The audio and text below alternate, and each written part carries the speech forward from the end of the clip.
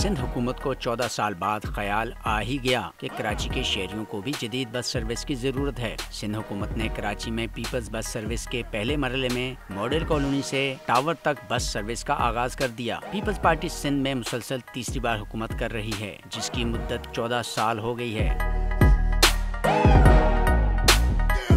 अब अवामी दबाव को कम करने और कराची से वोट बैंक हासिल करने के लिए पीपल्स बस सर्विस का आगाज किया गया है। बस सर्विस के इफ्तिताह वजीर खारजा बिलावल भुट्टो जरदारी ने किया। वजीर खारजा को खारजा अमूर पर काम करने चाहिए, लेकिन कराची में बस सर्विस का इफ्तिताह करते हुए उन्होंने कहा कि कराची के 7 रूट्स पर मजीद 240 बसें चलाई जाएंगी।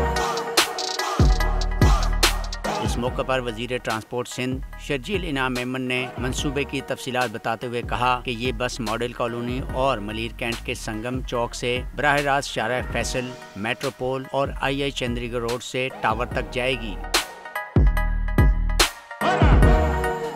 इन बसों में 25 रुपए से 50 रुपए तक किराया होगा। रूट 1 के तहत मॉडल कॉलोनी से टावर तक 29.5 किलोमीटर के फासले में 38 बस स्टॉप होंगे। दीगर 6 रूट्स में नॉर्थ कराची से इंडस हॉस्पिटल कुरंगी तक 32 किलोमीटर, नागन चौरंगी से कुरंगी इंडस्ट्रियल एरिया सिंगर चौरंगी तक 33 किलोमीटर, नॉर्थ कराची से डाकयार्ड तक 30 किलोमीटर, सुरजानी टाउन से PAF मसरूर तक 28 किलोमीटर, औरंगी टाउन गुलशन बिहार से सिंगर चौरंगी तक 29 किलोमीटर और सफूरा मौसमियात से बल्दिया टाउन तक 29 किलोमीटर का फासला होगा।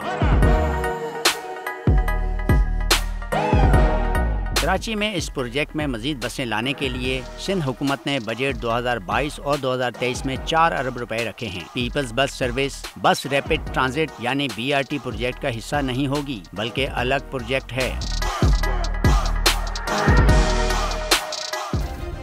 सब्सक्राइब करें और बेल दबाएं ताकि कोई खबर रह न जाए।